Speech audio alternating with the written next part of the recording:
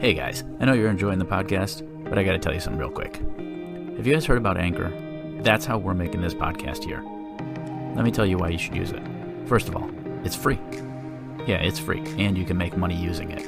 You can make money with as little as one listener. Anchor helps you put ads into your podcast that flow freely, just like this one. Another great thing about Anchor is they have tools in the app that can allow you to record and edit your podcast right from your phone or your computer. Once you're done recording and editing your podcast, Anchor will help you distribute your podcast everywhere. I'm talking to Apple, to Google, to Spotify. Anchor is everything you need to make a podcast, all in one place. Now get started just like we have. Download the Anchor app. It's free. Or go to anchor.fm to get started. Thanks for listening. Let's get back to the podcast. It's funny, as short of time as you were at Vanderlei's, your name comes up all the time. Oh.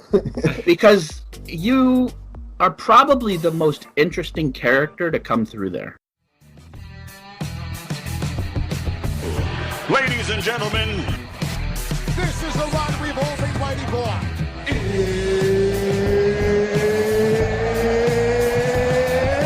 It's good night, freaking Irene! let's get ready to rumble! Time! And knows how to knock people the fire truck out. Oh, Frenchie. Obviously, Frenchie's not your name. Yeah. Are you from France originally, or did we just make that stuff up?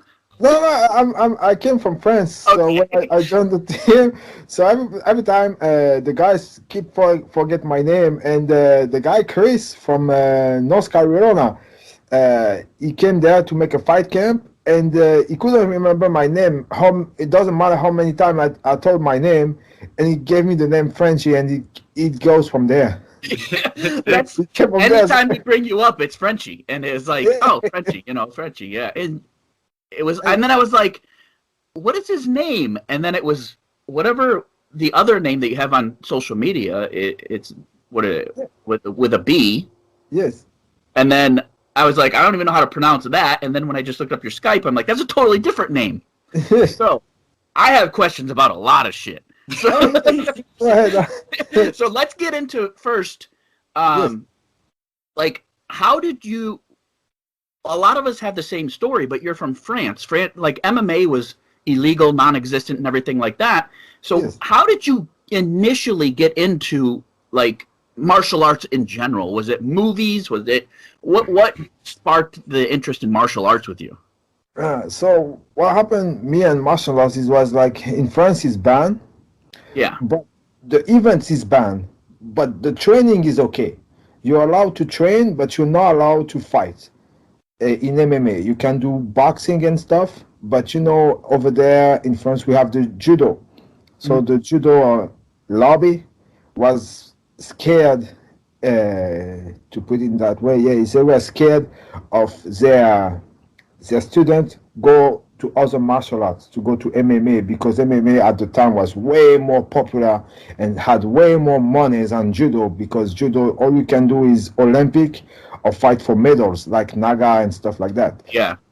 So to protect the judo community, the judo used all they could to ban the strike on the ground.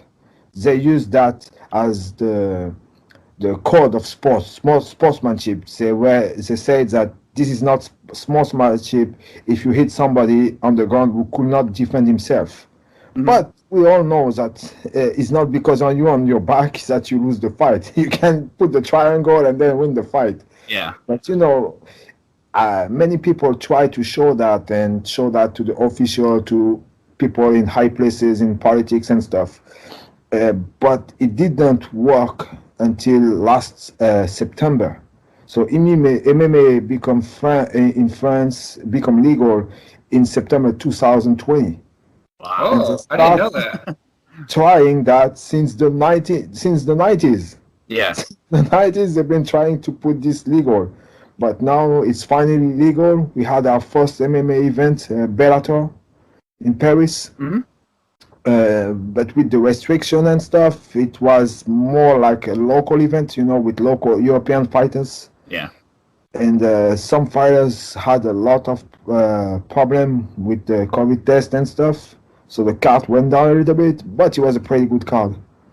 So how did you, with there being restrictions and limited access to the training and things like that, what initially when you were younger even got you interested in martial arts? Like at first, I was looking, like in France, we had that Bloodsport, Rocky, and all those martial arts movies. But then my mom bring me a DVD of fighting event in Brazil called Mecha Road. The Vale Tudo stuff, no. Oh, okay. Stuff. And she said, "Here, I got you a nice movie." She was thinking it's a movie, so I just play it.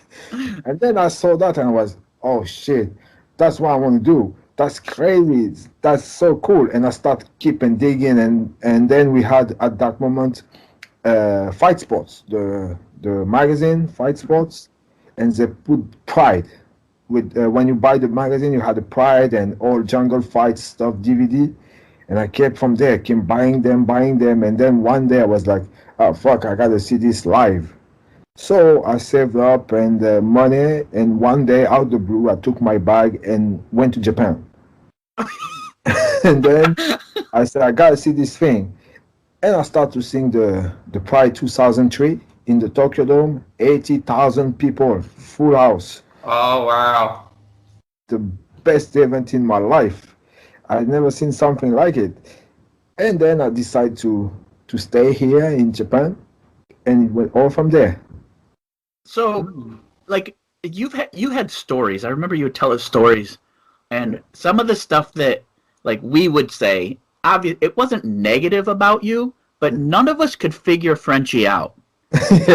Frenchie travels the world. Frenchie doesn't have a job. Frenchie hangs out with Noguera. Frenchie has been on the Pride bus. Why? How does Frenchie know all these people? And like we were like, is Frenchie a spy? Is he like a James Bond, or is he like this billionaire? Nobody could figure out who Frenchie was. And it was funny because we would always joke, and I'm like, no, Frenchie's like a James Bond spy. He's rich. He could go anywhere in the world. He knows all these people. He's just like the international playboy. But nobody could figure it out. So you had a passion, and then you kind of got into Pride when it was big, like kind of just seeing the events, being in Japan, and then kind of how did you get integrated into that whole scene there? So first I went to the Pride show, and what happened is they had one fighter, a French fighter. He fights in there, and he didn't have any translator. Oh. So I was there. I was at the conference and shit. I was, hey, I can do that. And then I start translating. And then another event also had the same problem with the Brazilian fighter. They couldn't speak Portuguese, and I was, hey, I can do it. And went up from there. He went up from there. I was like, I know this guy from the gym I was training in Japan. We had the Shooter Box Academy. So it was the first Vanderlei gym outside Brazil. It was in Japan, the Shooter Box, Yeah. And that's where the first gym outside Brazil of Vanderlei.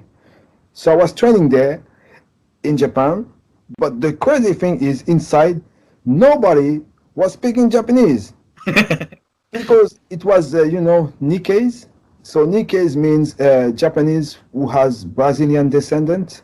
Oh, okay. So they were speaking Portuguese. So I was listening to Portuguese every day, get along with the guys training, and that's when all from there. So you learned Portuguese by just training with them?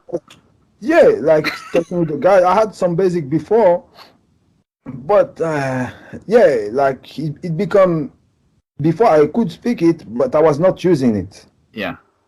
But training with those guys, making me using it like it was natural. So natural for me, so I could speak it every day and train with them and stuff like that, and it went from there. So you got intricate. I don't even know what the hell you got put in to the mecca of MMA Yes. way before the UFC was even really thought Yes. about. I mean, even if when Pride was Pride, the UFC was a joke. Yes. Like you said, 80,000 people in a stadium, and if you watch the old Pride events, the production. That's why I love one events now. Is one, the production in one is so over the top and things like that. I went to one when I in Bangkok before the lockdown, and it was amazing. And they have the same announcer, and the theatrics is great. They let the athletes have their own persona. They have ring girls that are, that do their thing. It's just such a really positive show. Whereas the UFC is like about the UFC. Yes. It doesn't really filter out. So like you're in with these guys. Who was is this so? When Pride was big, all the Brazilians were coming and fighting in Japan. Vanderlei that's where he made his career, and all the big guys and legendary fighters. So were they all coming and training at the Shoot Box Academy there with you? Yes. Okay. We had sometimes seminars also with the Shooter Box guys. So we had Shogun, Ninja, we have Thiago Silva, we have Vanderlei himself, we have Rudimar. So they came to train with us at the gym. So I stayed there straight for at least a year, and then I went back to Paris. So I didn't stay in Japan straight right away. So first I came to Japan and I stayed 1 year, and then I came back to Paris. And in Paris we had the rival team, the Brazilian top team, France, open. So it was near my house, and I was like, oh, I gotta go. So I went there, and I trained with Juan Jucao, who fought in the UFC. Mm-hmm. And at the time, he was also fighting in Japan. And he could speak French. He can speak French fluently. So it was very easy for me to speak with him in French and stuff like that. So we were speaking and training together, teach me a lot of stuff. And it went from there also. That's how I know Jucao. So I know it from here. And then by Jucao, I could meet Nogueira. And then when I met Nogueira, he was fighting Sergey Karitonov in Pride. So I said, oh, you're fighting. So, okay, I'm going to Japan. And I came to Japan to see the fight, and I could talk to Nogueira over there too. How did Frenchie end up on the Pride bus? So I was like, so when was with Shogun. So I was cornering in the Shogun fight. You were cornering Shogun? Yeah. Now wait a wait. Let's go back then. So how it happened? I was at the gym. In the Shooter Box Japan, and I was asking to my coach Zito, may he rest in peace. I want to go with you guys. I want to go. I have to. He said, "Okay, come." So I come with them at the hotel, and then Shogun gave me his cornerman pass. That's crazy. And then I went on the bus with him. And that's how I real quick too, because it's kind of crazy because you were with Brazilian top team and then Shootbox. Shootbox, I had the chance to be with both. Those were like really big rivals back then. And they knew about it. Yeah. They knew about it. But I was like the Frenchy guy, like the mascot, they let me along with it. But that's cool. In some member, it was not that good. Mm-hmm. But basically, they were cool with it. So you went from being a fan. When you trained with us, you were very passionate. You were in there every day. You trained as hard as anybody. You had no fear. And when we were training, like I trained with you plenty of times, and that was when I started really competing jiu-jitsu a lot. So we trained a lot, and you'd get frustrated, but you never quit. Kurt and I were just talking about a situation that we're not going to get into, that you went into sparring to the pro fighters. You would spar with them all the time. Now, Frenchie was Frenchie. Frenchie was like, if I was to describe you then, I mean, you look identical, but you would have been a little French guy. Like, you would have just been like, not intimidating looking. You weren't tattooed. You weren't like jacked. Nothing, like, you were just Frenchie. You were just a nice guy that was always friendly, and you would get in there and you would train with anybody that would train with you. And I always was like, damn, that's cool. And then Kurt and I were just talking about, there was some fighters that were like, oh, Frenchie, fuck Frenchie, whatever. You know, we had egos. We had a vicious team. But you always had to earn your stripes. And I remember somebody kind of not happy with talking about Frenchie, oh, he shouldn't be here. And you sparred with him and tuned him up. And that was the talk of the gym for like weeks. We're like, yeah, and then the person that happened to was like, he got it so bad. He was like, yeah, you should talk shit about Frenchie, and he got a lot of shit for it. But it was like, that's how we humbled each other anyway. So if anybody ever got out of line, but it was one of those things. Is like you would go in there and you didn't care. Like I was just saying to Kurt, is like you didn't have this mental block that a lot of people do, that you weren't like, I'm not going to go with the black belt. I'm not going to go with the big guy. You were always just going. And I can only assume that came from, if you're training with all the Brazilians, and the Brazilians back then were way more killers than they are now. And they had whatever supplements they needed. And, you know, and extra vitamins, you know, they probably alter your mood at times. Your training regimens probably get a little amped up. Like, we used to hear stories from, like, Vanderlei. He's like, yeah, every time we would go to training, it was fighting. Yeah. And that was basically it. Like, when we went to the gym, it was like a fight. You know, we had the sparring in the weekends. Yeah. Before you get on the mat, you have to pray. You have to pray to come back alive. Yeah. So me, when I came to the Vanderleis, I came straight from Japan to the US. That was my first time in the US ever. I've never been anywhere else. So I came there, and I was like, oh, I have the chance to work with so much people. So let's go. Yeah. So I try to learn from everybody, and we have also foreigners, also other guys coming from other country. We had people from other gyms too. So I was thinking it's great to exchange, but I didn't, you know, had that, okay, this guy think this about me, or I didn't have that at all. I was like, whatever, man, I'm here to enjoy myself. And that's how you acted every day. There was no bad day, Frenchie. There was a bad 2 seconds after you get submitted. I was always like, I would always tell you, dude, just calm down, because you'd be like, fuck, and you would be so mad, like if you got submitted. And but again, you didn't stop. Like if typically when somebody gets that frustrated, they sit out or whatever. You were just like, all right, let's go again. And I was like, damn. All right, you know. And I was there, you know, like at first when I came there, I was scared to not be good enough to be there. Yeah, that was made me frustrated. I was like scared that they pull me out the pros and tell me, oh no, you're not good enough to be with the pros or to be on the mat, period. So you have to go to the lower class and do the basic. Yeah. So this was stuck in my head at first. I was so scared, but as the months went by, I just came and have fun and train with the guys. And I see when I was like that, my level was going up.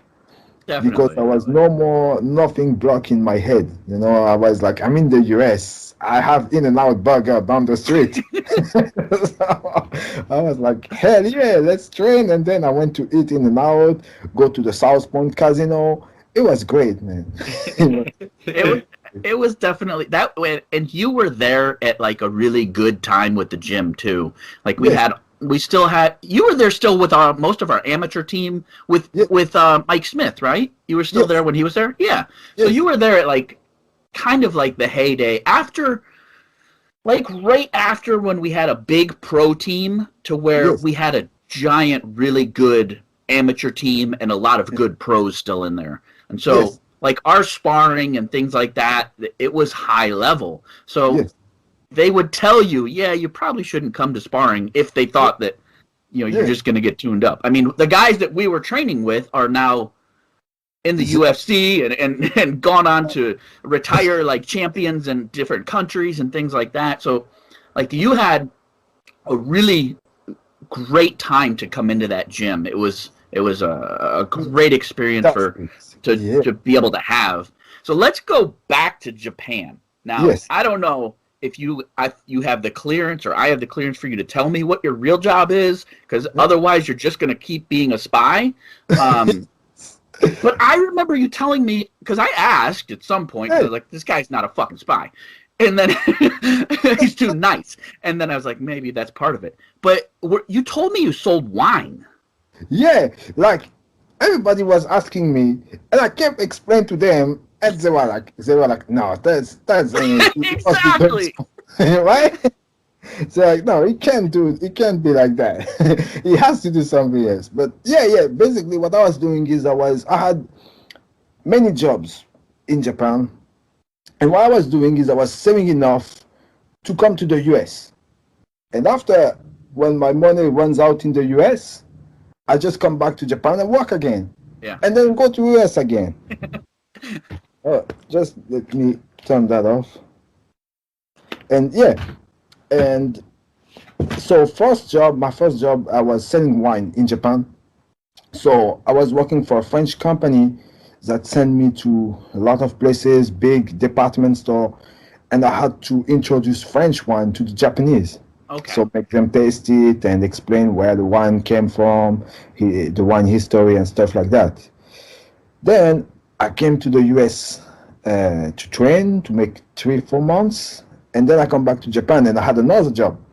I was doing securities for celebrities, DJs, escorts. I remember those pictures. The Walking Dead guy. Yeah. The story just keeps going. I was like, I didn't know who he was. They asked me to do his security and I had no clue of what that guy is. I asked him, excuse me, I'm sorry to ask that. I might look like an idiot, but can you explain me what you're doing? And he explained to me, I do a show called Walking Dead. And that's how I learned about the show. That's awesome. That's crazy. So when you told, so basically you're a wine rep. Yes. Okay. And then I moved from that to security, private security. Okay. So I was managing the security. So it was basically like a big kind of club thing, kind of the lights in the Mandalay Bay. Mm-hmm. Kind of the same thing. And I had a team of 10 people under me. And I was directing them what to do, how to secure the place, and teach them how to be a security guy. So where did you learn that? On the spot. How did you get the job? So at first, I went to that club and I said, hey guys, I need a job. I need money. I had a dream to go to the US. Can you give me a job? So at first I was washing the cups, washing the cups, cleaning the thing. And then the guys, he came to look at me and he say, hey, I see you're not good at it. You're bad. You're not. You can't wash cups. Yeah, I was like, I wash cup and then keep coming and coming and coming. It was like crazy, like worse than a noon service at the South Point. And so you see, I'm not that good at it. And he said, but I see you look like you're doing some martial arts things. And I was, I train MMA. And he said, fine, from tomorrow you're gonna be in the security. I said, okay. Then I had a guy teaching me all the things, and that guy quit. So I took over him. Oh, And okay. Damn. So now you're running security for, I assume it was a pretty established nightclub. Yes. Jesus. And then, I mean, if you're hanging. There's celebrities coming in and things like that. And your goal. So where are you training at that point? Now? No. At that point, where were you training? Yeah. Back then, I was training in the Akiyama's team. You know, Sexyama? Yeah. Oh, okay. So Sexyama had his fancy gym. He was partner with Nike. So Jesus. him and Nike opened a gym in Japan, but it didn't stay long. You know, it stays 2 years and then they have to shut it down because the place contract was only for 2 years. So they shut it down. But they opened somewhere else, but it's far from where I live now. Okay. So you're still training. Did you get to train with him also? Yeah. Man, I should just have you send me a list of the guys that you train with, because I thought that like we got to train with a lot of people being at Vanderlei. Yeah, I can't no more. I trained so many. and that's what's great about martial arts is people don't understand that haven't gotten into it is, especially in other countries, we can train with champions. You can train with elite level athletes. They're not hidden away. In the U.S., it's a little harder for us to be able to go out to a gym and be like, oh, I want to train with the UFC guys, and they're going to go, no. That's just closed training. But if you when we go to Thailand, you step on the mat. Like I've trained with multiple time Lupini champions. I was telling Kurt, I was training with Manachai, and Singdam was walking by, and Sanchai was giving me pointers all at the same time. These are like household names in Thailand that they've had more belts than any UFC person could ever imagine. And it's like when you're other places, it feels like that they're not celebrities. They're just the top of the food chain, but they still train with everybody. Yes. So it's kind of the same here, you know, the gym here is open from 10 o'clock to 8 o'clock. So, and now it's extended to 11 o'clock at night. So at 8 o'clock, we have the all-level class. So you have the pros getting themselves with the beginners. Mm-hmm. So we all train the same, basic techniques, but the pros who want to go back to the basic or practice more, they can put themselves with the beginner. So it's very, for a beginner or a fan, to access those elite guys is very accessible. Mm-hmm. You can come and train with them and learn with them. It's very easy, but I see, when you're in the US, it's kind of tough now. Yeah. Most of those fighters has a private trainer, like boxing mentality. They have their trainer follow them everywhere. When they come in the gym is closed and stuff like that.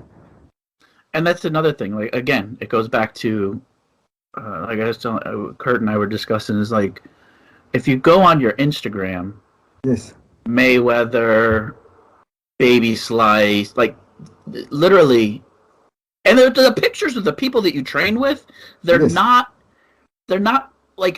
I guess people, I would say moment with Baby Slice, man. But life was gonna end. You don't train. You could tell when somebody's gone out and they're taking pictures with Nick Diaz or John Jones. You know what I mean? Like status pictures. You know what I mean? I only saw him at the gym. There was 20 other people, but the people that you seem to take pictures and train with are people that you sought out for a reason, that you've crossed paths with, that you could get good training in. It's a different thing. It seems very genuine, other than just grabbing a picture with a celebrity. Yes. And so, who are some of the people that you've actually got to train with that really you remember that are man, that was either a great experience or holy shit, that was a great experience. I thought you said, I thought I was gonna die. Oh yeah. Let's go back to Baby Slice. So I trained with Baby Slice in American Top Team, And so they came to me and they say, okay, he's gonna fight soon. He's gonna go low with you and just to help him move. So I came with him and he gave me kicks so hard, my friends, that Dean Thomas has to step in and say, no, you're gonna sit there for a bit. He came to save me. I was saved by Dean Thomas. He said, okay, that's enough. Man, I know you're tough, but that's enough. I'm here to save you from yourself. That was crazy. So I had the big chance to go in American Top Team for 3 months. So I was helping out my buddy King Mo here in Rising. So I stayed all the stages, the camp, everything. All he has to do in Japan. So I was helping him out with that, the gym, the camp, everything, the food. And then I asked him, man, I want to go to American Top Team. And then he said, okay, come anytime. And I told him, I'm going to come, buddy. And he said, yeah, anytime. So I buy my ticket. I take the plane. I go all the way to Fort Lauderdale. I arrive at the middle of the night. And then I pick up my phone. And I say, man, I'm coming to the US, you know. He said, yeah. And he said, wait, are you here? I said, yeah, I'm there. And then he came and picked me up and went from there. That's crazy. That's crazy. Pretty, yeah. But it's cool. My Like whole shit experience, that's the one. I could train with Horiguchi, King Mo, Mareta, Cowboy, Rafael Alves, so many. Who else? So many. Steve Moko, the wrestling coach. Dean Thomas. That was Walt Harris. The craziest. If you ask me, my most crazy experience in MMA, that's gotta be it. Yeah. And then when we get the rising belt in the Rising Grand Prix with Mo. Yeah. Oh, yeah. The 2 most crazy experience I had. You've, from what I see, and like, we, like I said, when we talked about Frenchie and your name comes up and stuff, it's not like a bad thing. It's always like funny at times or you know, or like, yeah, he never quit. It's always good stuff. And it's kind of, what I hope people can kind of understand is it doesn't sound like, I mean, you could be bullshitting me, but I doubt it. But it doesn't sound like you bought your way into any of these experiences. You know, you've genuinely been Frenchie. You've been the nice guy that put in the hard work, just like you were at Vanderlei's. And these have opened these fucking crazy doors for you that you're with the highest level athletes when you're like basically a pre-white belt. You know, and you know, you're training with the most elite guys that are fighting in Pride, which is the most prestigious events at the time. So it should be somewhat inspiring to tell people you don't have to be the best. You don't have to have that ego when you go in. Like, be who you are. Be a good person. Like if I look back and think to myself how I get there, I learned that in Japan.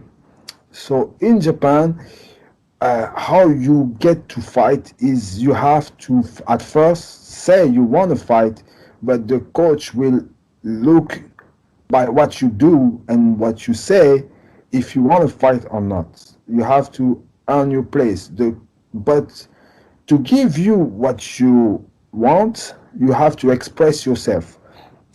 And the coach will tell you what to do. And if you do what he says, you will earn your ways. And that's what helped me in the US a lot. Yeah. Not only in the US, but everywhere. So in those gyms, it's like you have to, for people that want to understand how I get in there, you have to earn your place. Mm-hmm. That's the things they tell you in Japan when you start training and want to become a pro. So they will tell you what to do. They will never say, no, you can't. But they will want you to, push yourself to get it. Right. As long as you do that, it doesn't matter if you're doing good or doing bad. They want to see your consistency and how much you want it. Yeah. Like, if you come to the gym every day and you do little by little by little, and you can take all those bad stuff, he's not that good, why is he, and stuff like that. And if you can show up the next day, all you need to care is about what your coach says to you. The rest, it doesn't matter. Yeah. And from there, everything will come into place. It's showing your heart. Yes. Yeah. That's all you need. Now, let's go back, because you've Yes. had a fucking crazy world. You went from Paris. Yes. Now, the culture in Paris, Yes. I've never been to Paris or Japan, Yes. but I'm sure that the culture in Paris is not like an Asian culture. And then Yes. Japan is so unique to itself. So, like, what was that when you were young, jumping from Paris to Japan? Like, I'm just going. Like, what was the culture shock and the things that you had to kind of embrace there? At first, when I came, I was like, where am I? That's the first thing I felt, like, where am I? And from there, the biggest change was, like, the lifestyle. Like in Japan, when you take, for example, when you take trains, you're not allowed to talk loudly. You can't talk. You have to look your phone, and that's it. You're not allowed to talk loudly or even eat in the train. And I didn't know that. So I came in the train, I had my lunchbox, I sit next to somebody and I start eating and eating my rice. And everybody was looking at me. What did I do? What did I do? I was scared. I was scared the hell out of me. And then they start to explain to me, no, you can't do that here. It's okay, you didn't know. And I was thinking they're going to kill me. They gave me the look like I did something real bad. But that was the culture shock thing, like how also, I think in English we say red tabbed, always following the red tab, like the rules. There's only one word, to do things. Mm-hmm. You can't do, for example, if I basically sum it up, like 2 and 2 is 4, right? But 3 and 1 is also 4, right? Oh, yeah. But it's enough like that. If they say if 2 and 2 is 4, there's no other way. Okay. Even if you try to show them, but you can do like this. If they learn one way, that is the way. Because Okay. they are, if you say in Japanese, is manual ningen, which means human with a manual. So they have a word, and they can't not deviate from that word. If they learn something that way, then it's that way. There's no other way. Okay. And that's what shocked me to this day. Yeah. Interesting. To this day, my friends, still shock me. And how they react to the mistake. Like, if when we're in the US, you do something wrong, it's okay. It's wrong. We scream a little bit or whatever, and we start again. But here, when you make a mistake, it's like, it's you yourself made the mistake. But for not everyone, but for many people in gyms, your mistake is scared that your mistake is going to reflect on them. Like, oh, I'm training with this guy, so if this guy making a mistake is going to make me look bad. Gotcha. So I had that, but you know how I am. I just let it flow, But yeah, that's the culture shock you might have coming. It's not everywhere, but it's the majority, yeah. But that's how they kind of keep a lot of tradition, then, I'm assuming, right? Yes, like, for example, here in the gym, the pros has to clean the gym. We have no staff cleaning the gym. So we have to clean the gym. Everything has to be neat for the beginners to come training. And when the beginners finish the class, then they clean. So Okay. there's always a scheme on how to do things. Like, you cannot deviate from that. Like, and also when you're in the gym, the coach saying is absolute. So if the coach says something, is like this.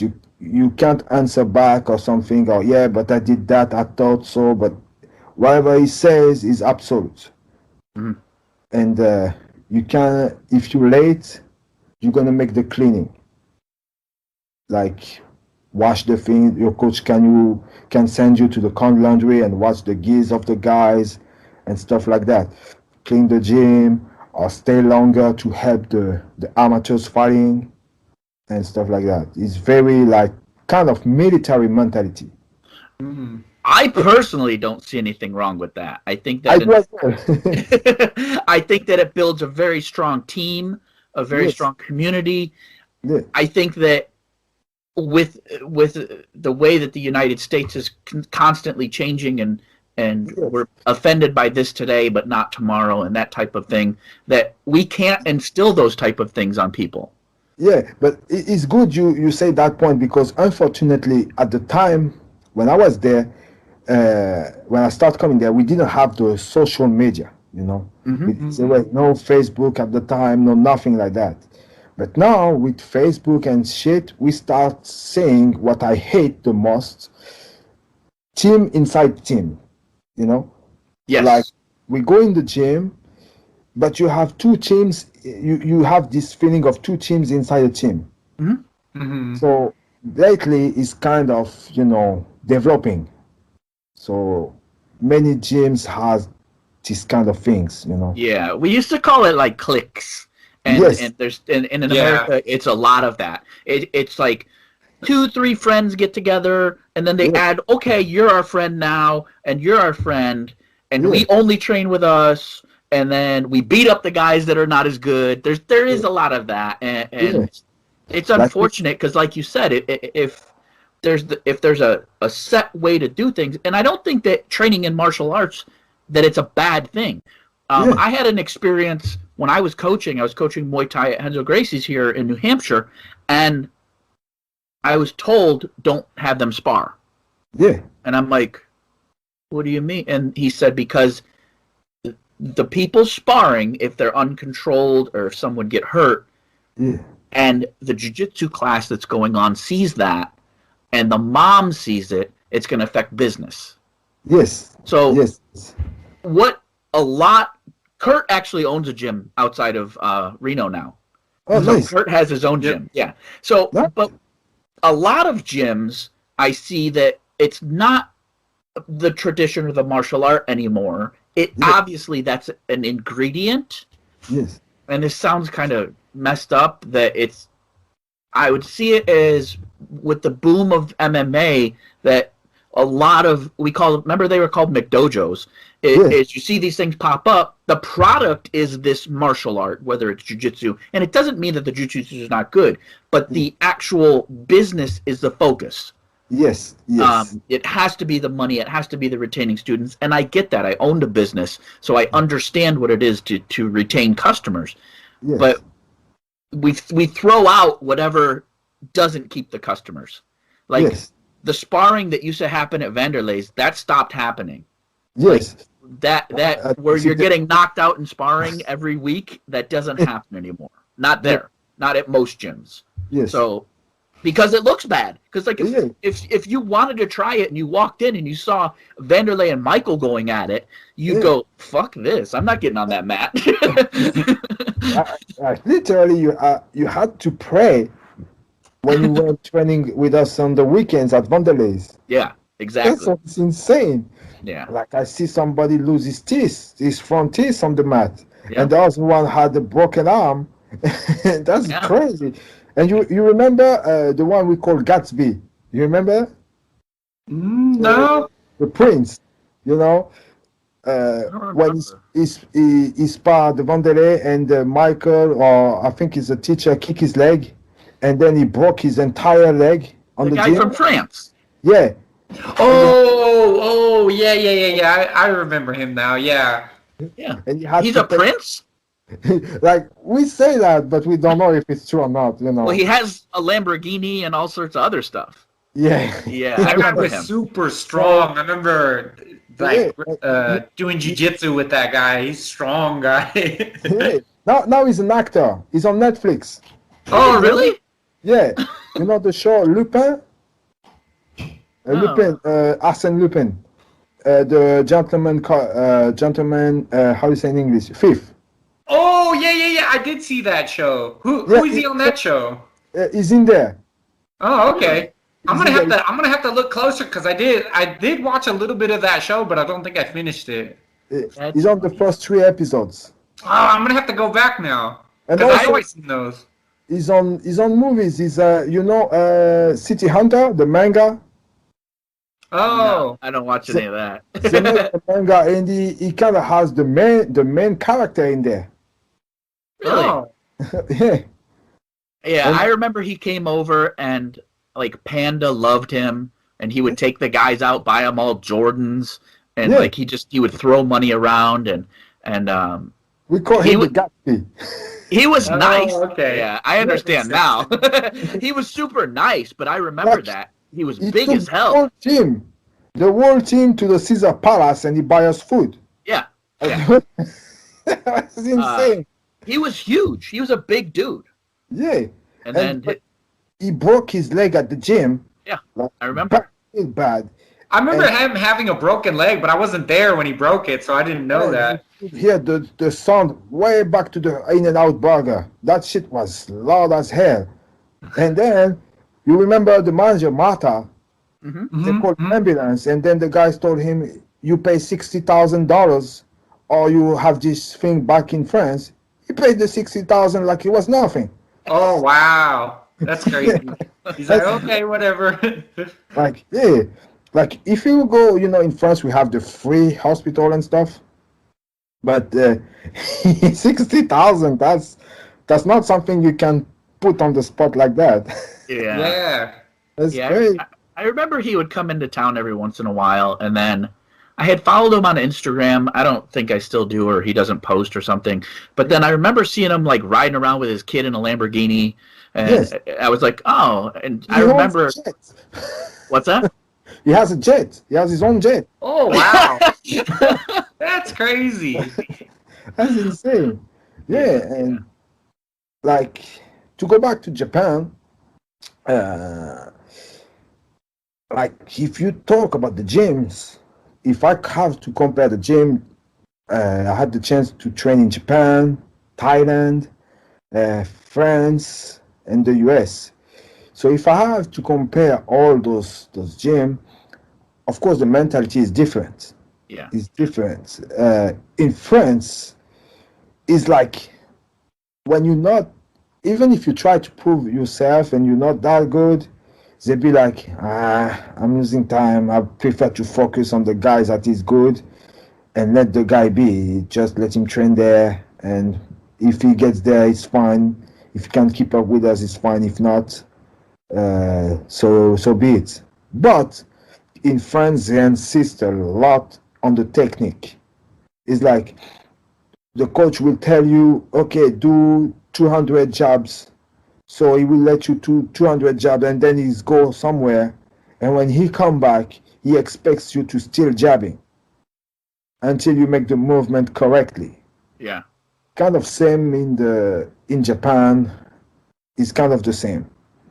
But also we have that in France we have this term that's called team récupérateur. So I don't know how to put this in English. It's like, for example, you have, you know how it is, like, oh, I don't feel good in that gym, I want to change trainer. Like the guy is having a mental breakdown, and those gyms try to, oh, that's our chance, let's grab him and make some money with him. Oh. There's a lot of that in France. So it's that kind of thing going. So it's, but the gym lately, like, and they attract those guys with sponsorship, with contract to the UFC. Oh, if you come with us, we give you contract to the UFC, and they want that. Of course, when you're a fighter, you want the fame, you want to be known, and oh, my coach didn't give me that yet. Why I stay? Why when this guy can give it to me? Right. But what these guys don't understand is as once you lost, then they will back off. I lost my time. Yeah. That's it. You're done. But if you stay with those guys, and be like Japanese on your way up, then you will got your thing, and your coach will respect you because of your loyalty. But lately in France, I see that they kind of try to get you with that, and I don't think that's good. It's we would call it like poaching. Yes. Like you're poaching. You're stealing an asset from another team to try and. What it'll do is it helps bring the name of that gym up because they're like, oh, but we have this up and coming guy that we're getting in the UFC, so that boosts the gym credibility also. Yes. And then the guy thinks he has an easier path to his goal. Yes. And there is times that happens that you don't click, but to just go with a guy that's like, yeah, but your dreams, I can make them happen. There usually should be a red flag when somebody just goes, yeah, you leave there and come here and we'll do this. And it's like, okay. Aladdin, the Disney thing, like the genius. Oh, Aladdin. Yeah. And you have the evil guy. It's the same thing. It's the same thing. But in Japan now, they had, if I go back to Japan, they had that the YouTube thing. They see Jake Paul making bullshit money with Mayweather and stuff. So they're thinking like they have the bad thing to put the views before talents. They're more like, I see some people, they had a fight coming up, and instead of training of the technique, they're already thinking about, oh, I'm going to hire video guys that follow me and put me on YouTube so I can sell my fight, and people is going to see me and shit. But when they go in the training, they don't train like they have a fight coming up. They train like every day. Like you don't see now that they have the chance. You don't see a change in the training. You see a change in the approach of social media.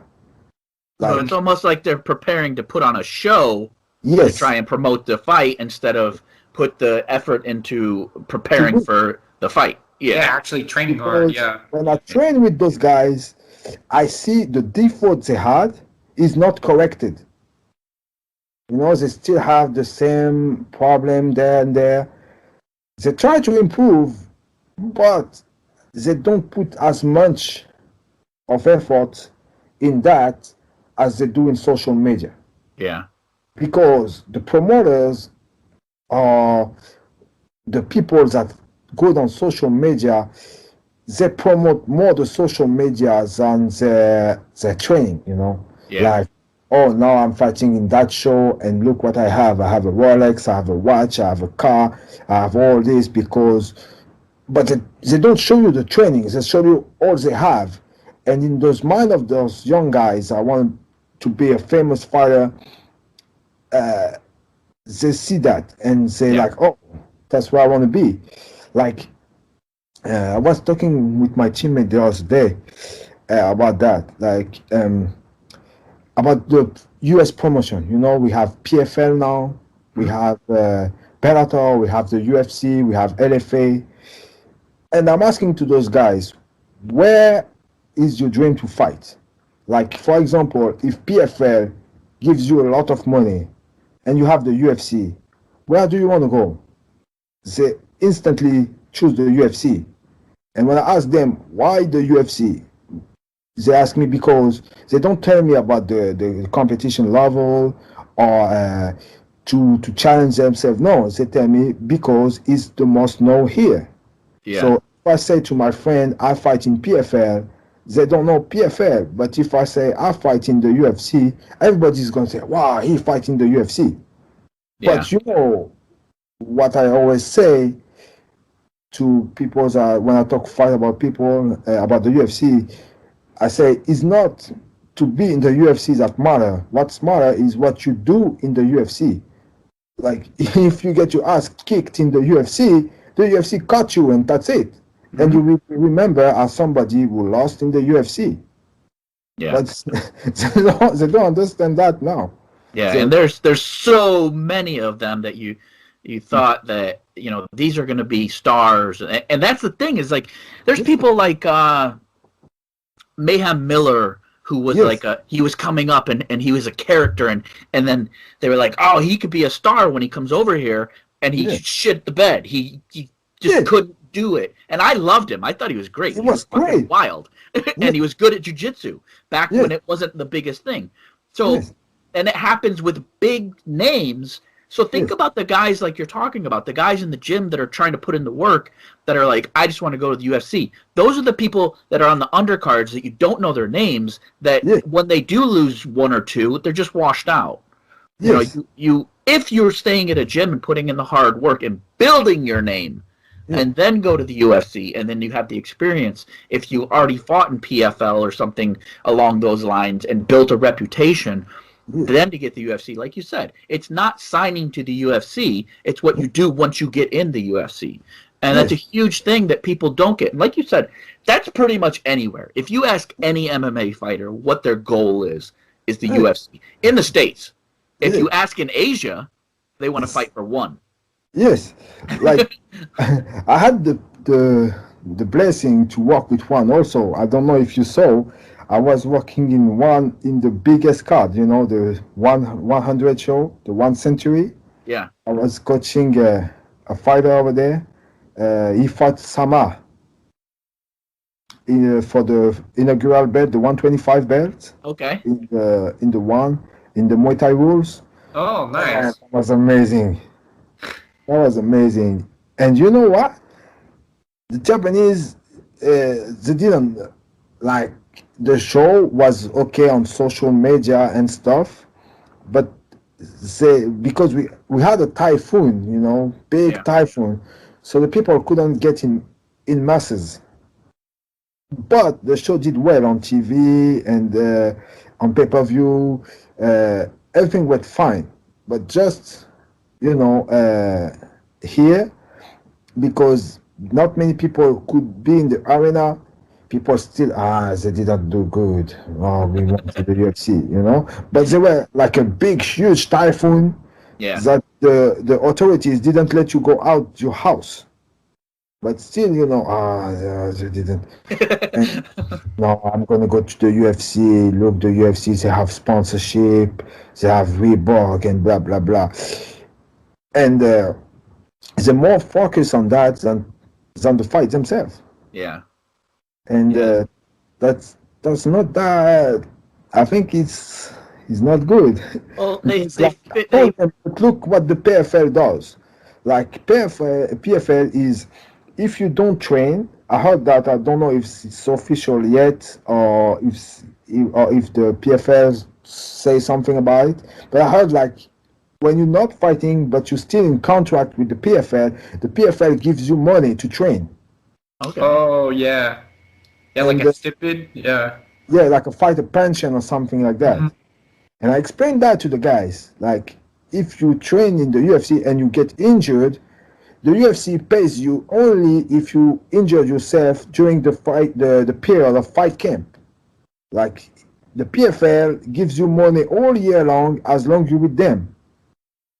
And they're like, nah, I prefer to go to the UFC.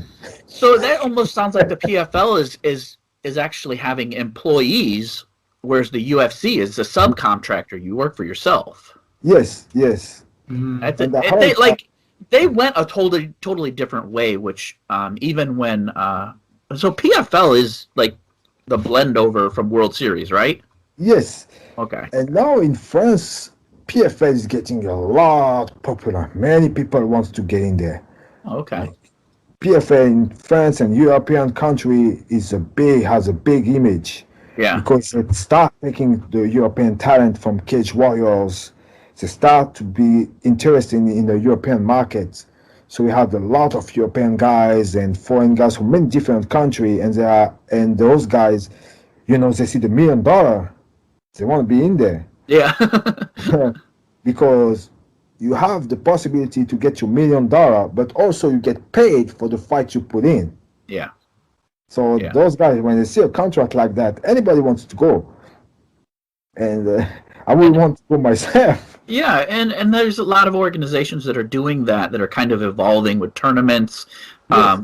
Like one bringing the grappling, the high-level grapplers in. They have kickboxing rule set, Muay Thai rule set, big glove, small glove. I mean, they're doing everything. And then when I watched one and I knew that they were doing kind of like the big glove, small glove thing, I was kind of like, how does that? And then sometimes a cage, sometimes a ring. How's that going to play out? And then when I saw it, like live, I was like, this is good. It all works. Yeah. I was actually training with Lordzilla when he signed his contract with them, and he was explaining to me. He goes, "Yeah, I think he was a 3-3. Like he had a 3 big glove and 3 small glove Muay Thai rule set contract with them. So they have opportunities of different things, you know, which is really cool." Yes, and it's good you mentioned about the cage and the ring, because I saw that and I was asking myself, why is it changing? Because in Holland, in the Netherlands, and in the Vietnam, you're not allowed to fight in cage. Oh. So in Holland, you're not allowed also to fight in the cage. So whatever the martial art is, but in the Vietnam, if it's something other than MMA, then you're allowed to fight in cage. But if it's not, then if it's MMA, you can't fight in the cage. You have to be in the ring. So that's why when you see their card on the Vietnam, it's always going to be a ring. Okay. And on the earliest shows, they had 2. They had the cage, and on the outside of the things, they had the ring. But they had to stop that because maybe it cost them a lot to bring a ring and a cage to the venue. Bellator was doing that too, weren't they? Yes, I think so. with bare kickboxing. Yeah. Mm-hmm. But I don't know where that stands now. Like so well, so Kevin Ross was on the show, and he was telling us that he had signed a fight with Bellator, and he was waiting because of all the COVID stuff. He was waiting to hear back. He had actually hit them up to do a Muay Thai rule set fight in Mexico, I believe is what he said. Yes. And then I don't know if you guys have seen that he's actually released that he has a fight outside of Bellator now. So they've let him fight outside of Bellator. So obviously they don't have anything kickboxing related coming up. So who knows? But they had good talent in there too. Yes. And we have he says Glory is back. Mm-hmm. That's great for them because I heard they get bankrupt. Yeah, wait, what are they on now? Like, how do you watch Glory? I think they're on DAZN. Oh, okay. It's on DAZN and also on the Fight TV. Okay. Oh, okay. It's on that too, but I think it's going to be good. The next card is July 27. So I hope it's a good show. Bad Harry is coming back. Oh, really? Who's Badahari fighting? He's fighting a Dutch guy. I don't know his name. The guys in Glory are definitely like gladiators. Those are like jacked heavyweights, like that are like murderers. They had one in Japan at the time, but they didn't do it again anymore. And in the US, what is the show that is the more popular? As far as what is the show that the guys looking the most? Is that the UFC? Is that UFC for sure. Because UFC attracts fair weather fans. Yes. It's so universal that you don't have to be an MMA fan. You don't have to be a Muay Thai fan. You're not a jiu-jitsu guy. Typically, outside of people that are active in some sort of martial art, they're just fair weather fans. They're people that want to see people beat each other up. Like back in the day, that's what appealed with boxing. That's why boxing got so famous, especially with like rich people. Rich people didn't give a damn about the art. They were like the money, the show, to go and to be in the arenas. I mean, remember the Tyson fights and shit that were like huge, and just rich people went. And you're like, That motherfucker is an actor. He didn't care about boxing, and it was just to be there. UFC is kind of along that line, I think, at this point. I don't even watch very many UFCs anymore. I'd much rather click on and watch like whatever Thai fights were on or a one event or something like that. There's just so many.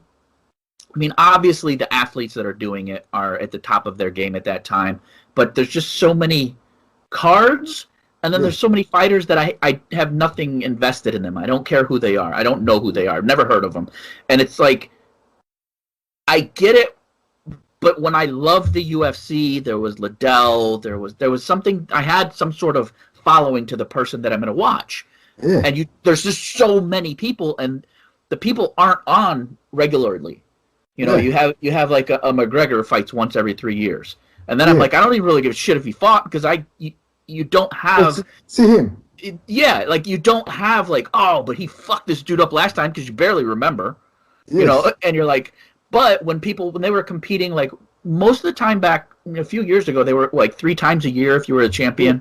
Yes. So you were like, all right, cool, he beat this guy, who's next? And then when the UFC kind of just threw the rankings out the window, that too was a turnoff, because you're like, you don't have to be anybody to get a shot. So the rankings don't fucking matter. It's who's going to bring them more money. And that goes back to like just the business aspect. Whereas things like one that have a regulation or things like the PFL that have a tournament, you know who's going to fight who next. You're like, oh, all right, that guy fucked that guy up. You know, back when they did the Muay Thai tournament and won, and that was sick. Like you just see the progression, and you're like, that guy shouldn't have won, or that guy should have won, and then you're like, all right, but he's got to fight this guy that destroyed this other guy. So there's a storyline to it. I mean, obviously it's the martial arts. The UFC just seems like fucking put as many fighters in there, and then we'll give you 1 or 2 good names every once in a while that you're going to want to watch. Because I don't even know when the events are on anymore. You know, you used to know when they're on. They're doing the new Ultimate Fighter, and it's like, I watched some guy make a YouTube video about like what's fucked up about the Ultimate Fighter and what you don't want to see, and all the stuff that the guy was listing is basically what a fair weather fan or not an MMA or a martial artist would even want to watch. So what he was saying is like, get rid of the drama, get rid of the drinking, get rid of the tyrants that people that are, and get rid of the people crying all the time. That's what people that don't understand martial arts get into. Yes. That's like why Real Housewives is a fucking show. That's why I stopped watching the Ultimate Fighter from so long ago. I didn't even know it came back. I used to actually own. I gave most of my I gave my whole collection. I used to own all the UFCs. When a new UFC would be released on DVD, I used to go buy it, and I gave I had up to over 100. So I mean I had them all on DVD, and I had them back when they used to release the DVDs were 2 sets, so they would be like Shamrock and Tito, and like there was like 2 DVDs in one. I gave all those away, and it's kind of like there's no monumental like events anymore. Yes, like a McGregor coming back isn't a monumental event. It's kind of, even if Jones went and fought for the heavyweight title, and they're like, because it gets old when Dana says this is the best card we've ever had, and you're like, motherfucker, you said that about the Ultimate Finale. You know, you said that about the card that we didn't know anybody's name. Yeah, it become like a trademark or something. Exactly. Yeah. It's like his catchphrase. So here now we have Rising and the UFC, and that's kind of odd, you know, because the UFC came here 3 times, you know, and they didn't sell tickets. Really? Yeah, it didn't. The sales tickets were low. The gate tickets were low. They did 3 times, and they never came back again because it was too early for the Japanese. Like the show was starting at 7 in the morning to finish at 1 p.m. So they couldn't come to watch the show because the UFC has to be on time for the pay-per-view. Right. So the UFC say there's no money for us if we just do the UFC to lose money. It makes no point. They could do it in Vegas. Yes. So they they came 3 times and they never did again. But what is crazy, and I don't understand why, they opened the UFC gym brand in Japan now. Like people keep asking for the UFC to come in Japan, Yeah. but they didn't came when the UFC was there. That's Again, I what, think that's the appeal of the marketing of the letters, the logo, the yes, octagon, the UFC. To most people, I've never trained at a UFC gym. I'm not saying that they didn't have good trainers. I know we had trainers, we had guys that we trained with that actually were trainers at the UFC gyms in Vegas, but I've never trained there. To me, when you say UFC gym, it triggers the same thing as when I think of a title boxing gym. yeah, Like it's just a chain. It'd be like a McDonald's or yeah. something like that. It doesn't really. Like To me, it seems like a workout place. and it's good you say that because the guys here they really do think if they trains there, they're gonna be in the UFC because it's watching UFC. So Yeah. if I'm doing good there, they're going to put me in the UFC. That's insane. No, Like that's just like some guy bought the rights to be able to put the name on the building. yeah, And and yeah, since there's only one now in Japan, they think that's the things are going to put me in the UFC. In many of like for the pros, no, I don't know in my knowledge around me a pro fighters that's going to train there. yeah. Like always they didn't tell me, but to my knowledge, I don't know any about that. Yeah. But to a fan right now that starts MMA, is many of them think about this. If I trains there, I'm gonna be in the UFC because this gym must be in some way related to the UFC. Yeah. So I think Dana White is gonna come to Japan, take the plane, and check where he's going. Get him. Yeah, and if we talk about shows, we have Rising here. You know about that show? Pride, the Pride team. So what is Ryzen? Like, obviously, you're on the ground. You're in Japan. To us, Yeah. Ryzen looks like a circus. It looks like a very novel event. Like when they had Gabby Garcia fight the old wrestler lady, they had Gabby Garcia is a monster, an Yes. elite level grappler, and she's big as shit. Yes. And they had her fight some old professional wrestler. It Yes. just seems like it's like they throw things at it and see what works. Okay, so how can I explain this? In Japan, MMA is like a tradition. The December 31st.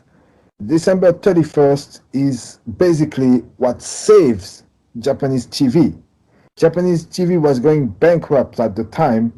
Like, if they didn't find a way to make money, then TV was pretty much gone because here TV is with the sponsors.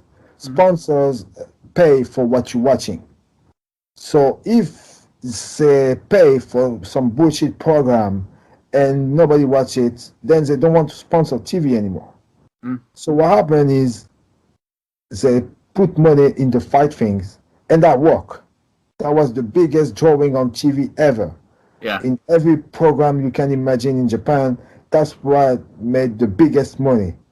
So that date become like a milestone to make MMA events. So that's why you have always the end of the year card, the 31st December card. So they put a show. And in Japan, we don't go to clubbing on that day. Everybody stays home because we have to start the new year clean. So in Japan tradition, you have to clean your house to it's shiny to start the new year clean. So on the 31st, we all clean our houses and make some Japanese soba, it's kind of spaghetti, Japanese spaghetti, and we have to eat that and watch TV and stay in family and watch TV. Since people, they don't especially know about fighting, they want to see a show, and it has to be for every kind of person watching it. So that's why they're throwing those circus show, freak show, for the kids. like, oh, we see a giant on TV, he beat the small guy like that. Yeah. It's for those people that they're throwing these fights. They're also throwing fights for educated fighters, you know, like we have Kyoji, we have the Asakura brothers, you know, we had Manel Cape, you know, that's the fight for us, the fighting guys, the guys who are into it. But for people who are not educated, to make them watch the shows, they have to put those fights on because those fights help sales to the sponsors. So that's why they're showing that kind of freak fights to make people watch it and give interest and see that people talking about it. So sponsors invest in it, and that's allow TV to survive. Okay, that makes a lot of sense. I mean, for us, you know, we kind of hear it secondhand, and then we just look, like I said, you know, like you said, as us as being martial artists, we look at the card and we go, "What the fuck?" And then the biggest thing was the Gabby thing, and you're like, as a jiu-jitsu player, you're kind of like, what? It doesn't even make any sense. Like, if you see, I saw that Gabby was supposed to fighting a jiu-jitsu elite guy. Who was that? It was one of the Danaher guys. Was it Greg Jones? I think it was. Was it Greg Jones? Yeah, I think so. Yeah. And what happened that fight? Gabby says that the fight was going to take place at her gyms or Greg Jones' gyms and was going to be streamed for free. And Greg Jones was putting his career on the line and saying, if I lose, I stop Jiu-Jitsu and be a part of the BJJ community. Then Gabby post on the Instagram that the fight is cancelled and wants the fight to happen in Rising. Oh. Are they going to do it? I don't know. She is still an elite level grappler, but I don't know that her technical ability, because I mean we saw her at Worlds. She's a beast and she's an elite level grappler, but she also is just way bigger than all the women. Yes. So there's that huge size advantage with great grappling. Now, if you put her against a guy that's similar size with great grappling, I don't know how. I don't see her winning. And that's she's probably still significantly bigger than Greg Jones, though, right? Because I don't think he's like I'm not sure what he competes at, but she's got some weight on him. But she goes up and down, and then do you follow her on Instagram? Mm-mm. Do you follow her, Frenchie? Do you follow her on Instagram? I met her many times. I talked to her in Japan when she's come to Japan. Her Instagram is odd. She's a pole dancer. She is like a adamant pole dancer. Really? I saw that. Go to her Instagram and almost all of her posts are her learning pole dancing. No. As a not stripper thing, it's like to work out. But she's just like all the time pole dancing videos. I'm like, what the fuck? There's no jiu-jitsu videos. But she's a cool girl. I had many times talk with Gabby in Japan. She's really cool. She's nice. Yeah. She's nice. Talk to her like when people come and try to speak with her, she always respond. Very, very nice lady. She's cool. You know, for sure she didn't face somebody at her level yet. Right. But like, you know, she has her controversy and stuff. But when I talk to her, I think she's kind of a cool girl. You know, she talked to me nicely. And after I was at the Rising show, and I was coaching the girl fighting her, Lady Taba. And after the fight, we all talked together, her opponent, me, myself, and her team. Very nice, nice, wonderful. But that's martial arts. That's like real martial arts. Yeah. Like when you're done, it's only that controversial in when In the two outside people. social media. Yes, but when it's time and it's just the two people, that's the only two people that should have friction in the setting. Outside the setting, it's because you're not really going to war to kill people. You're Yeah. competing. So you come out, one comes out better, and the other one loses, and hope maybe you could do it again, maybe not. But it's like to have animosity or something after a fight. Yeah. It just doesn't make any sense. Like, yeah, but that's crazy. Like, people, you know, a lot, like, the outside MMA community kind of make stuff that don't exist, you know. Oh yeah. But that's the part of the game, I guess. And yeah, like, how can I explain Rising to the US audience? It's a all show, all profile show. So I understand that in the US, you know, many of the guys didn't understand that they're doing that for the reason I mentioned earlier. Like, everyone was thinking, oh, they don't know what they're doing, and they just show whatever they have on their ends. Yes, that's what it came across as. Yeah, but yeah, like, the MMA in Japan picked up like on the December 31st because everybody is in front of their TV. Yeah. And so they had to find a way to keep the people who are not in martial art keep watching. Yeah. And by Entertainment. that, they hope, the Rising show hope by that to bring and educate people to watch also the high profile fights they have. Like, on the next on June 19, says the 61 kilo tournament. The one, I think it's 125 in the US, 125 pounds tournament, who has basically is like you take the best 16 fighter of the country. It doesn't get any better than that. Yeah. Like, all the fighters you could dream of are there. They have the elite Japanese. It's a Japanese only tournament because of the restriction we have right now. But this tournament is the elite of the 125. Like, everyone inside the tournament has his chance to win the fight, to win the tournament. It's a very high stake tournament because the winner will face Kyoji for the belt. So there's a high stakes in there. And also there's a big fight money involved, a big bonus for the winner of the tournament.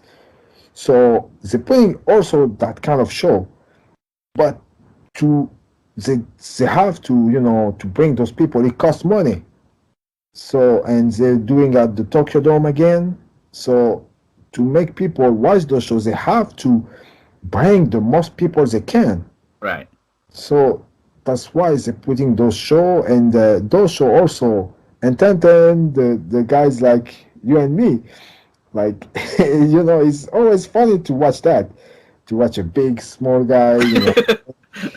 But that makes more sense because we wouldn't know that because they don't put out that type of thing. So that's really good to hear because now it makes me like they have more credibility in my mind because, like you said, for us seeing it on the outside and just seeing a fight card, and then the only hype that you get on a fight card like that is the weird shit.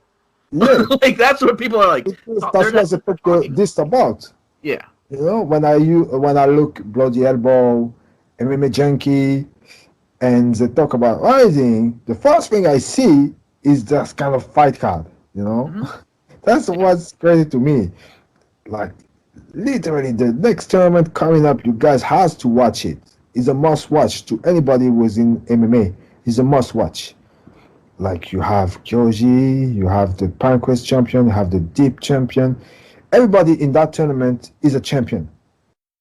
So that's what makes me really want to watch it. That's a great way, and that's why I like that one does the tournaments too, is it's a great way other than our ranking system. You know, like the UFC ranking system is ridiculous. Because this tournament is making you fight the champion. Yeah. You have to be the champion in there, like earning your right to fight the real champ. That's Didn't they have a Ultimate Fighter that was like that? They did. Yeah. Ultimate Fighter that was yeah. all past like organizational champions. Oh, now we have how do you call that? It's good you mentioned that because now we have a show. As a foreigner, I'm like, what the hell is that? You know, I'm a foreigner. I'm like, so. But as a martial art guy, I'm like, okay, let's watch it. So we have, a Japanese boys band called Exile. Like they're huge in the country. It's like Elvis in the States. Yeah. So they sell a lot of music, and out of blues, they start being MMA, have the MMA gym.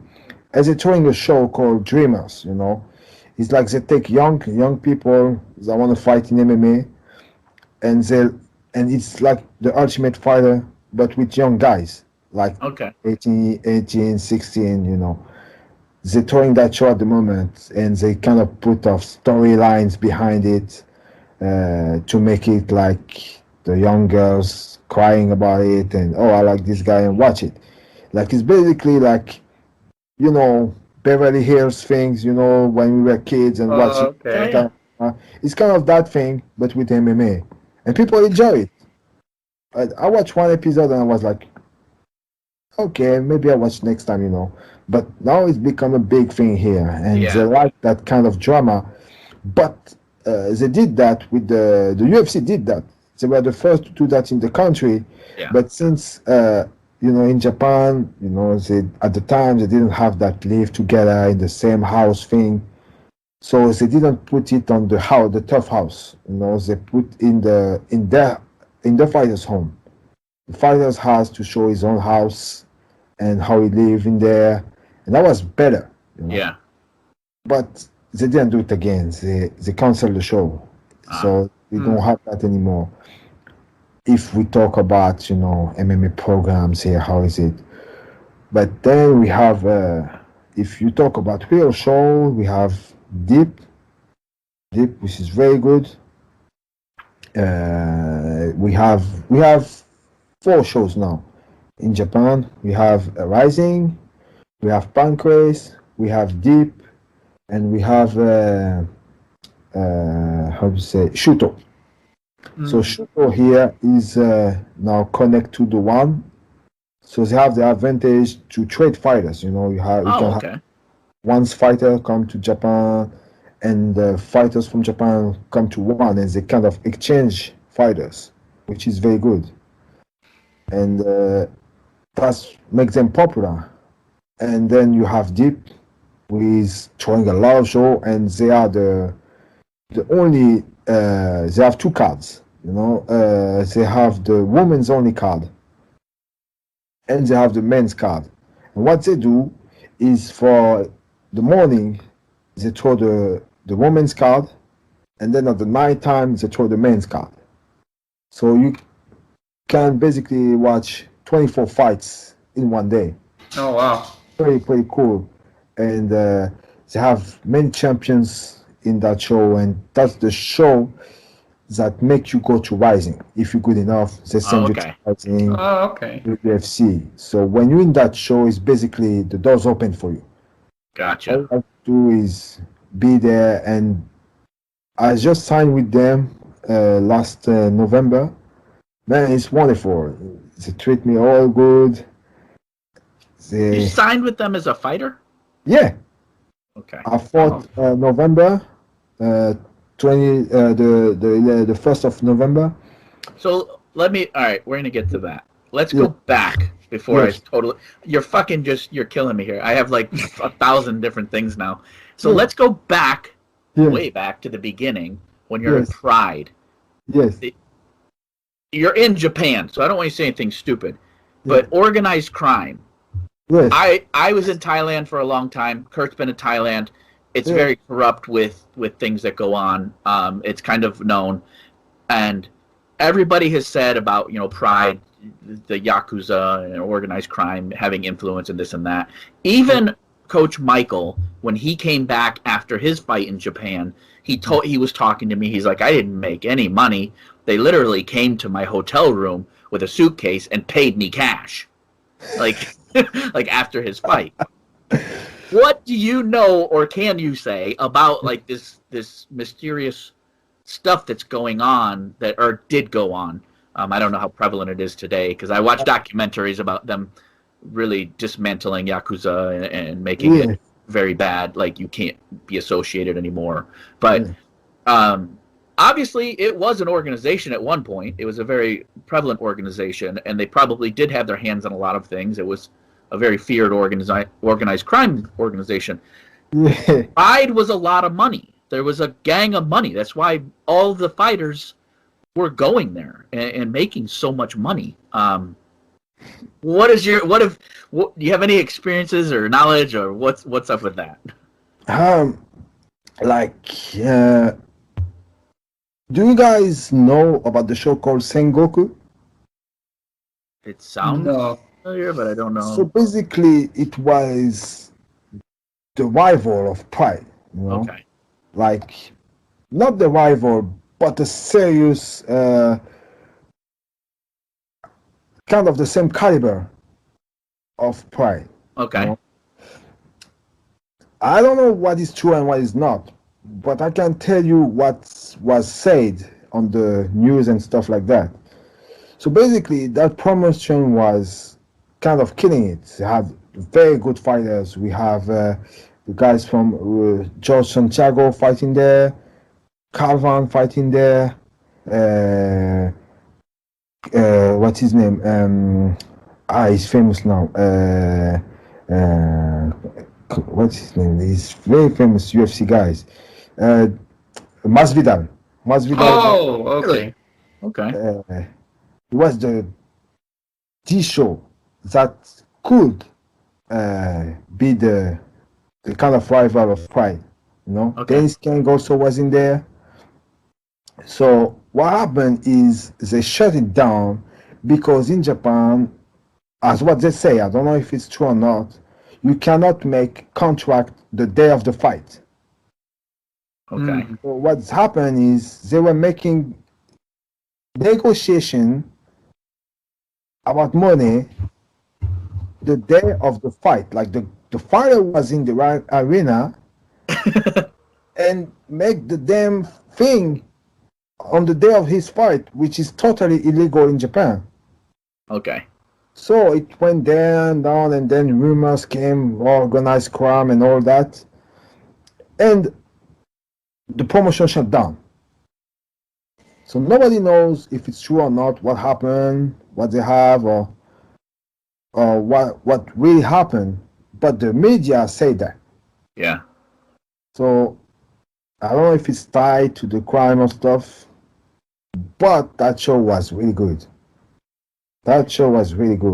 Is the culture in Japan, I kind of think it is, but is it similar to saving face culture like in Thailand? Oh, way more. Okay. Like, yes, the image is very important here. Yeah. Because, but to a point where it's become insane. Like, for example, in my job, like you can't eat in front of the customer. So if you have a food in your hand, you can't eat in front of the customer because it might make the customer think, oh, why is he eating now? Why? Or if you eat in front of your colleague, why is he eating and I'm not eating? So you have to hide to a place where people can't see you and then you can eat. which is crazy. And that's the when I asked them why, it's because you have to keep, they told me you have to keep a neutral image. Like you can't hurt somebody by what you're showing, like the kind of I'm offended culture we have now. Yeah. Social media. So that's why they're saving face like that, just because of the offend thing and what they want to project, Gotcha. And another thing I wanted to ask, you said you trained over in Thailand? Yes. Where did? Oh, yeah, I've been to Top Team. When were you training over there? Oh, like 2-3 years ago, something like that. You were. I think I messaged you around then Yes. because I had either just been there or I was going there. Yeah, like, I remember that now. yeah. Like, What did you think of Top Team? It's great. Yeah. I enjoy myself. I didn't stay that much of there, but it's pretty good. Was that the only gym that you trained at? No, like at the time, yes, I wanted to go to Tiger, but it was closed. You know, I had to put these battery things. And, oops, sorry about that.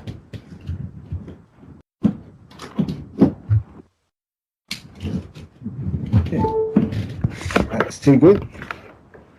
Yeah. Yeah, and and what's crazy is to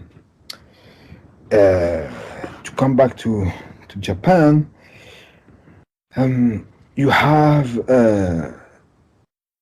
I see in the foreign countries always about organized crime and stuff like that, you know. Yeah. But when I'm here and I hear what I hear the most, and it's amazed me, it's the a lot of money, you know, because we see the show is so big, right? Yeah. The show is so big, so you gotta think, man, those guys make a lot of money. And I see like the rumor when Fyodor got the $10 million to fight. The whole show cost $10 million. Yeah. That was the price for the whole show. But the U.S. media stuff like that says that Fyodor got $10 million, which is crazy. No organization in Japan before, after, and in the future have this kind of money to pay you. I guarantee you that they don't have that kind of money to pay you that much. Yeah. For sure. And a lot of fighter in the US or from France, they tell me, yeah, but when I'm gonna fight in Japan, they're gonna pay me a lot of money.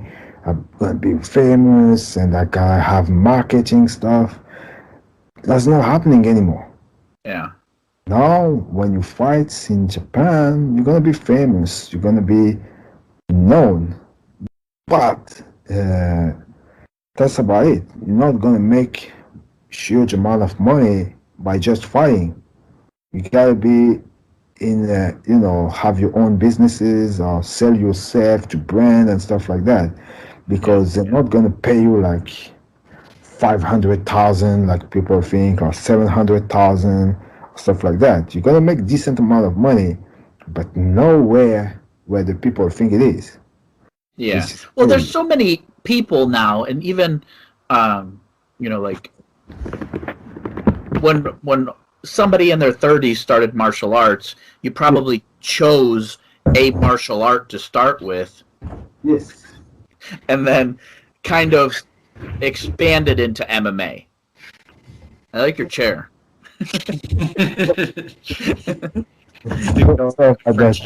I like your zebra chair. But so you started and you expanded in MMA.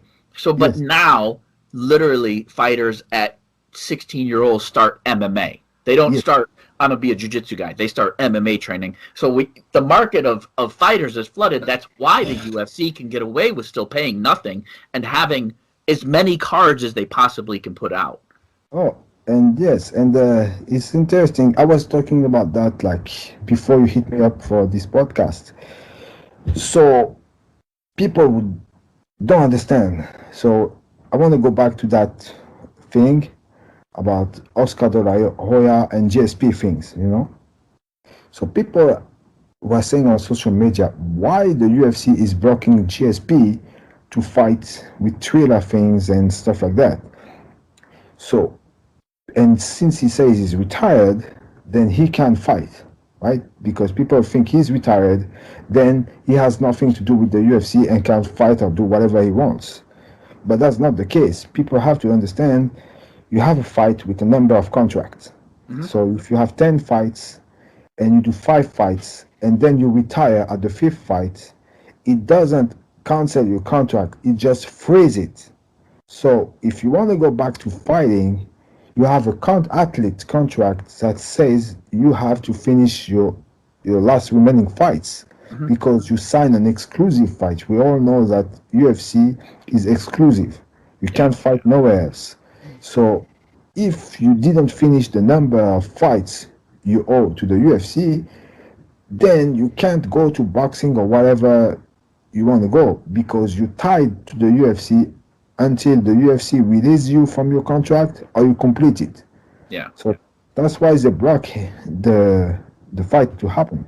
Yeah. I mean, I was friends with Vanderlei and his wife when they were going through all the stuff with the UFC.